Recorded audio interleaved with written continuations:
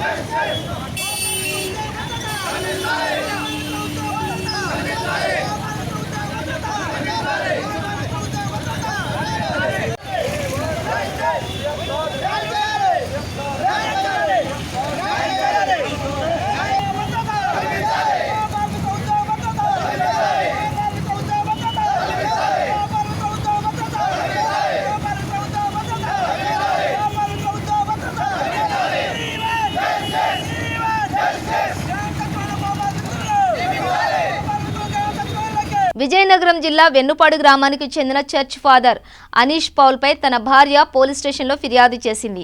Anish Paul ఇతర మహిళలతో అక్రమ సంబంధం కొనసాగిస్తున్నారని భార్య ప్రశాంతి ఆరోపించింది. ఆమె తనకు అన్యాయం చేస్తున్నారని ఆవేదన వ్యక్తం చేసింది.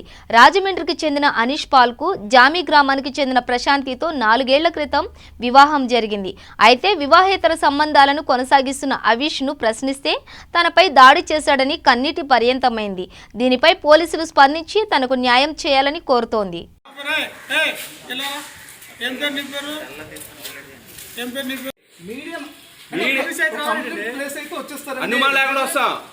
మీ వెర్షన్ మీరు ఇవ్వండి. మీరు తప్పు చేశారు లేదు మీరు చెప్పుకోండి. అంతవరకే. మేము ఎక్కడికి వెళ్ళాలి, ఏం చేయాలి, మీరు ఎవరు చెప్పడానికి? ఇప్పుడు మీ ఇందాక నేను అదే మాట అన్నాను. మీడియాని మీరు క్వశ్చన్ చేయడానికి మీకు రైట్ లేదు. వాళ్ళకి ఇన్ఫర్మేషన్ ఉన్నా వస్తారు.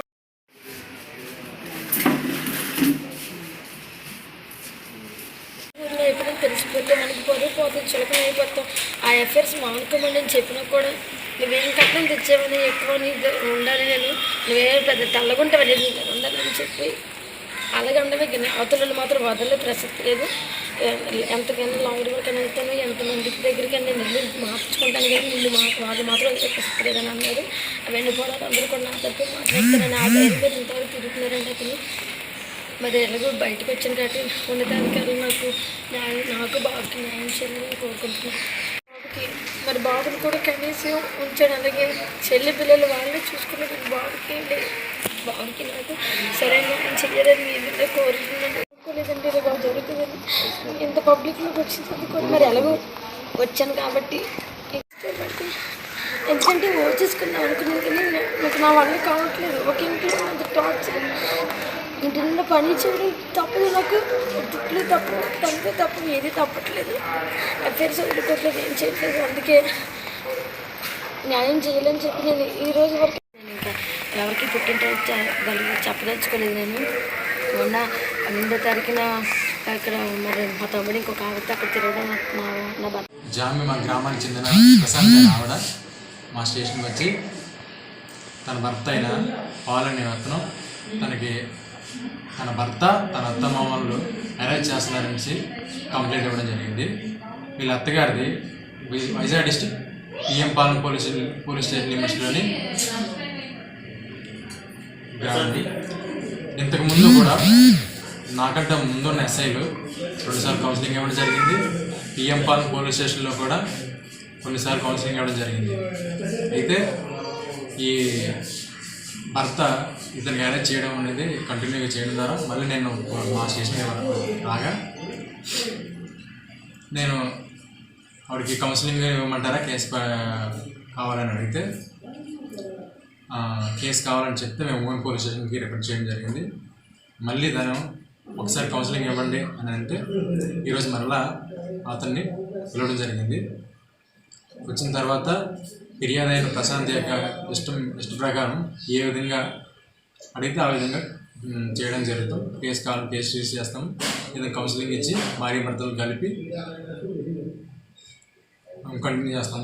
At the same time Prashant అయిన ఆవిడ పాల్ పైన అక్రమ సంబంధము పెట్టుకుందనేసి అతని చర్చిలోని కొంతమంది ఉమెన్స్ తోటి అక్రమ సంబంధం పెట్టుకుంటున్నాడని కొన్ని ఆరోపణలు చేసింది. వీటిపైన కూడా ఎంక్వైరీ చేస్తాం.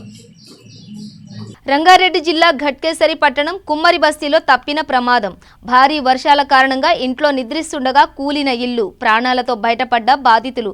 కుమ్మరి బస్తీలో నివాసం ఉంటున్న వికలాంగుడు తిరణ్ రాజ్ రాజేశ్వర్, వృద్ధురాలు అయిన తల్లి, భార్య సునీత, కూతురు శ్రేయ, బ్రెయిన్ ట్యూమర్తో బాధపడుతున్న కూతురు సందేనా, కుమారుడు వికాసులు నిద్రిస్తుండగా ఇల్లు కూలింది.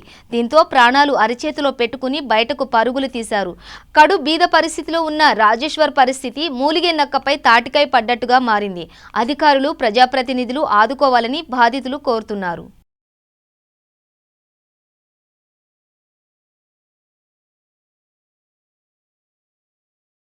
పశ్చిమ గోదావరి జిల్లా ఏలూరు పోలీసులు 8 లక్షల విలువ చేసే నిషేధిత గుట్కాను స్వాధీనం చేసుకున్నారు. ఒరిస్సా నుంచి కంటైనర్ ద్వారా ఈ గుట్కాను తరలించే సమయంలో ముందుగా సమాచారాన్ని అందుకున్న పోలీసులు వెంటనే అప్రమత్తమై నిషేధిత గుట్కాను సీజ్ చేశారు. గుట్కా అక్రమ రవాణాకు పాల్పడుతున్న ముఠాను అరెస్టు చేయడంతో పాటు కంటైనర్ ఆటోను సీజ్ చేశారు.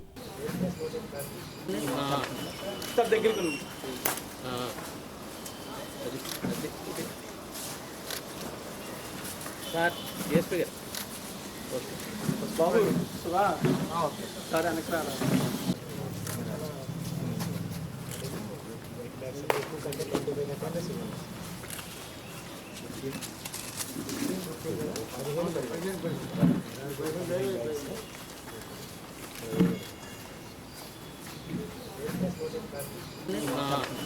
సార్ దగ్గరికి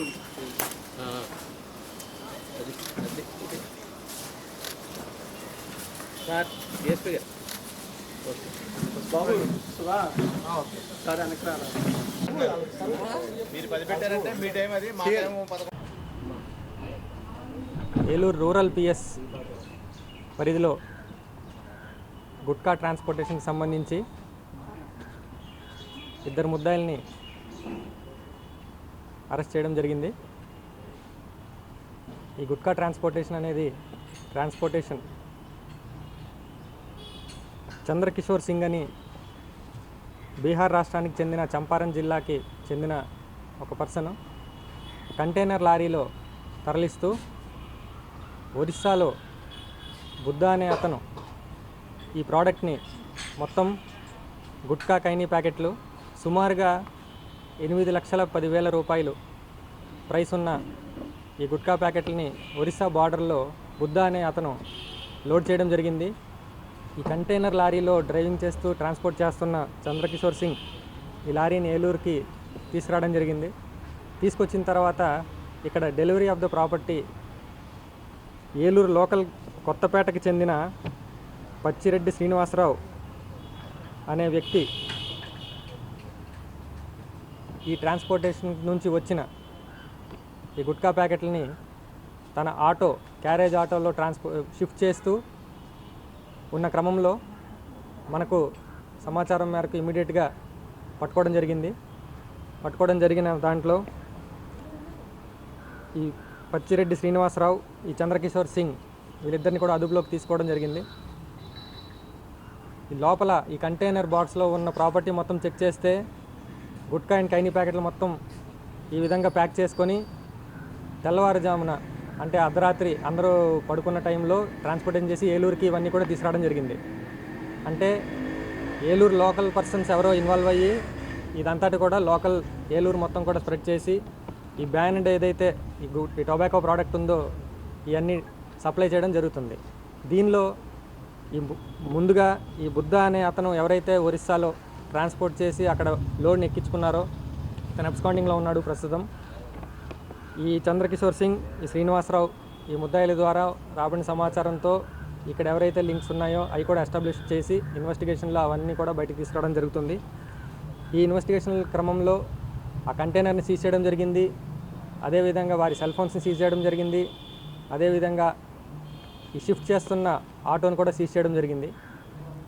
సో ఈ దర్యాప్తులో ఈ ఇన్వెస్టిగేషన్లో మన పోలీస్ వారు ఏలూరు రూరల్ పరిధిలో బాగా చేసి ఇంత ప్రోడక్ట్ని సీజ్ చేసి పట్టుకున్నారు.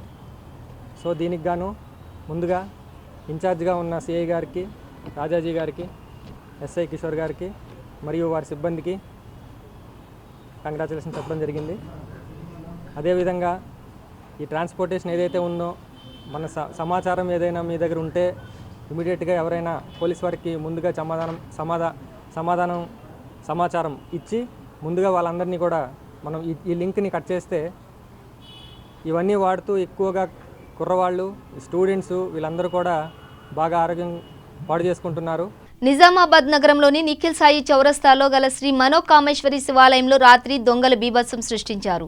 ఈ సందర్భంగా ఆలయ అర్చకులు సురేష్ శర్మ మాట్లాడుతూ యథావిధంగానే రాత్రి 10 గంటల సమయంలో ఆలయానికి తాళాలు వేసుకుని వెళతామని, తిరిగి ఉదయం 6 గంటలకు వచ్చేసరికి తలుపులు తెరిచి ఉన్నాయని అన్నారు. ఆలయంలోని వెండి విగ్రహాలు, హుండీలో ఉన్న నగదు దొంగిలించారని ఆయన అన్నారు. 4 నెలలుగా హుండీ డబ్బులు లెక్కించలేదని, 4 నెలల డబ్బు ఈ శ్రావణ మాసంలో ఆలయ వార్షికోత్సవానికి వినియోగించడానికి హుండీ డబ్బులు ఉంచామని ఆయన అన్నారు.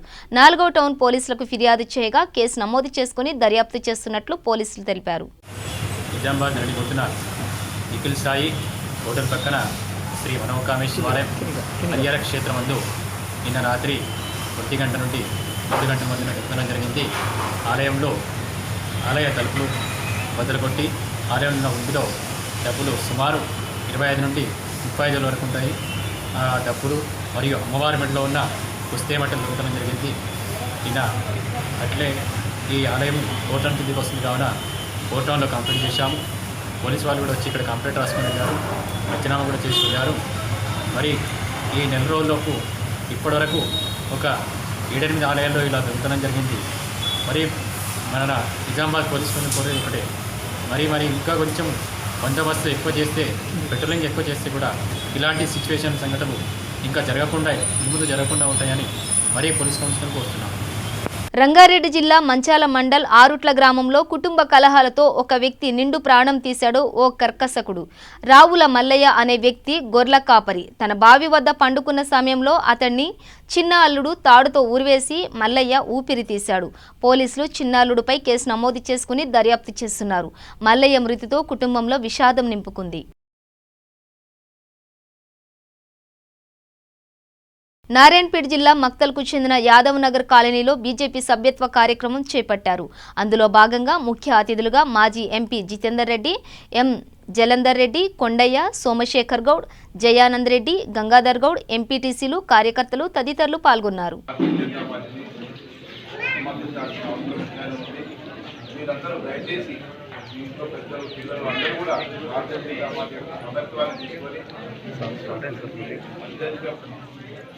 ప్రజాదరణ ఉన్న దేశంలో ఉన్న పార్టీ భారతీయ జనతా పార్టీ కాబట్టి మీరందరూ కూడా సభ్యత్వం ఉంది.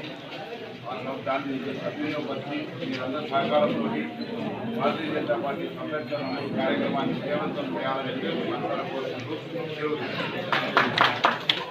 నాగర్ కర్నూలు జిల్లా పెద్దకొత్తపల్లి మండలం చెన్నపురావుపల్లి గ్రామంలో వృద్ధ దంపతుల మృతితో విషాద ఛాయలు అలుముకున్నాయి. చెన్నపురావుపల్లి గ్రామానికి చెందిన వెంకటయ్య దానమ్మ దంపతులు. వీరికి 2 కుమారులున్నారు. వివాహాలు తర్వాత బ్రతుకుదెరువు కోసం వేరే ఊర్లలో స్థిరపడ్డారు. కొన్ని రోజుల నుండి తల్లి దానమ్మ ఆరోగ్య పరిస్థితి బాగలేకపోవడంతో కొడుకులు చికిత్స చేయించేవారు అని గ్రామస్తులు తెలిపారు. భార్యకు బాగోగులు భర్తయే చూస్తూ ఉండేవాడు. వీరు ఇంత వయసు వచ్చినా అన్యోన్యంగా ఉన్నారు. ఈ రోజు ఉదయం ఆకస్మికంగా భార్య దానమ్మ మృతి చెందింది. భార్య దగ్గర ఏడుస్తూ ఆమె మరణం తట్టుకోలేక ఆమె పేరు పిలుస్తూ భర్త వెంకటయ్య మృతి చెందాడు. మృతిలో కూడా వీరు దాంపత్యం వీడలేదని గ్రామస్తులు అన్నారు. ఇలాంటి ఉత్తమమైన మరణం ఎవరికి రాదని, వీరు గొప్ప దంపతులు అని గ్రామస్తులు అన్నారు. ఎప్పుడూ కూడా చిన్న తగాదా కూడా పడని వృద్ధ దంపతులు మరణించడంతో గ్రామంలో విషాద ఛాయలు అలుముకున్నాయి.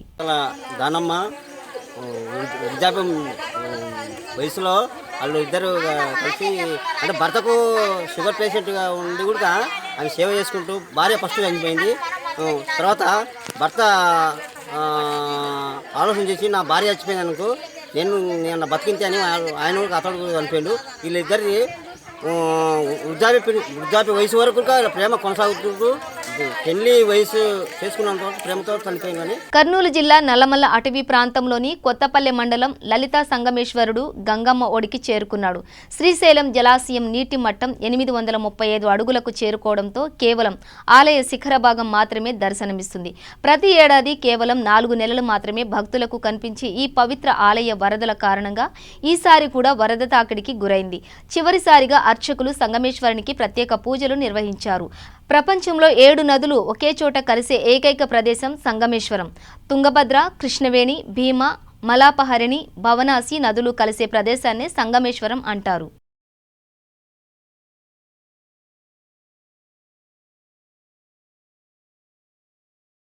కొత్తపేట మారుతినగర్లో జయభక్తి సమితి తెలంగాణ నుంచి state committee chairman Gyanendra Prasad, founder వ్యవస్థాపకుడు జైన్ కుమార్ ఆచారి ఆధ్వర్యంలో నూతన ఆలయ ప్రెసిడెంట్ కార్యవర్గ సభ్యులు ఎన్నుకునే కార్యక్రమాన్ని నిర్వహించారు. ఈ కార్యక్రమంలో state committee chairman Gyanendra Prasad చేతుల మీదుగా ఎల్బీ నగర్ చైర్మన్ గా వజీర్ ప్రకాష్ గౌడ్కు నియామక పత్రం అందజేశారు. మరియు ఎల్బీ నగర్ ప్రెసిడెంట్ గా బి జ్యోతి, వైస్ చైర్మన్గా కె సుధారాణి, బొగ్గారుపు దయానంద్, చైతన్యపురి మహిళా ప్రెసిడెంట్గా కాచం సుష్మకు నియామక పత్రాలు అందజేశారు. ఈ కార్యక్రమానికి అనురాధ, సంతోష్, కిషన్, జయంతి, అంబరీష్, నీలిమ తదితరులు పాల్గొన్నారు. జై గణేష్ మహారాజకి జై. ఈరోజు జై గణేష్ భక్త సమితి తెలంగాణ రాష్ట్ర కార్యవర్గంలో మరి ఫౌండర్ చైర్మన్ అయినటువంటి జైన్ కుమార్ చారి గారికి, మరి అదేవిధంగా ఉత్సవ కమిటీ తెలంగాణ చైర్మన్ అయినటువంటి జ్ఞానేంద్ర కుమార్ గారికి, ప్రసాద్ గారికి, ఈ యొక్క ఎల్బీ నగర్ ఈరోజు జై గణేష్ ఉత్సవ సమితి మరి ఈరోజు తెలంగాణ రాష్ట్రంలో భాగంగా ఎల్బీ నగర్ నియోజకవర్గానికి మరి నన్ను చైర్మన్గా ఎన్నుకోవడం, అదేవిధంగా మరి ఇక్కడ చైర్మన్తో పాటు ప్రతి డివిజన్ నుంచి అధ్యక్షులుగా కార్యవర్గాన్ని, ఎల్బీ నగర్ నియోజకవర్గం కార్యవర్గాన్ని చాలా వరకు కూడా ఎన్నుకోవడం, ఈ యొక్క కార్యక్రమం మరి ఈరోజు ఇక్కడ నిర్వహించుకోవడం, ఈ కార్యక్రమానికి ఇచ్చేసినటువంటి భక్త సమితి సభ్యులందరికీ కూడా మరి అదేవిధంగా పత్రికా సోదరులకి, ఇక్కడ ఇచ్చేసినటువంటి అమ్మవారి భక్తులకి ప్రత్యేకంగా అభినందనలు, శుభాభినందనలు తెలియజేస్తూ మరి ఏదైతే మంచి నినాదంతో ఈ యొక్క కార్యక్రమాన్ని, ఈ కమిటీని గతంలో 7 సంవత్సరాల కింద మరి జైన్ కుమార్ గారు స్థాపించి మరి వారి ఆధ్వర్యంలో జ్ఞానేంద్ర ప్రసాద్ గారు చైర్మన్గా కూడా ఉండి మంచి కార్యక్రమాలు చేస్తూ ముందుకెళ్ళిన తరుణంలో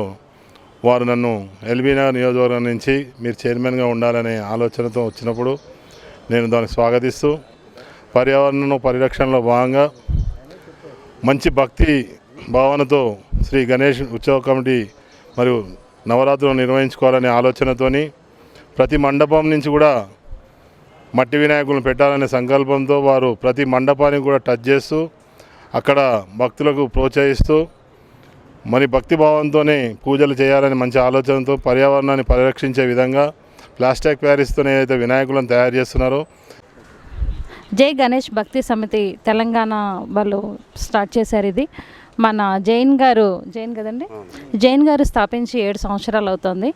ఈ రోజున ఇక్కడ మనకి మాజీ కార్పొరేటర్ గారు వజీర్ ప్రకాష్ గారికి చైర్మన్గా ఇవ్వడం, అలాగే ఇక్కడ అన్ని డివిజన్లు చూసుకొని ప్రతి డివిజన్కి ఒక ప్రెసిడెంట్గా ఇచ్చి మంచి కాన్సెప్ట్ ఇది.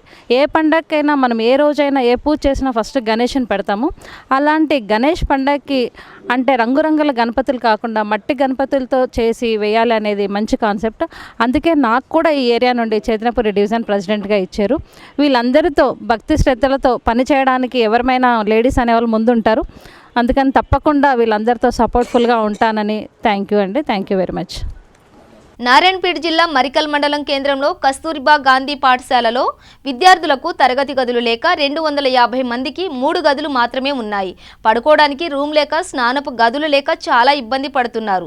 విద్యార్థులు అధికారులు ఇంతవరకు స్పందించినా కూడా పట్టించుకోవడం లేదు. ఈ సందర్భంగా మరికల్ యువక మండలి అధ్యక్షులు ఆంజనేయులు మాట్లాడుతూ విద్యార్థుల పరిస్థితి చూసి జిల్లా కలెక్టర్ స్పందించాలని కోరుతున్నామని అన్నారు.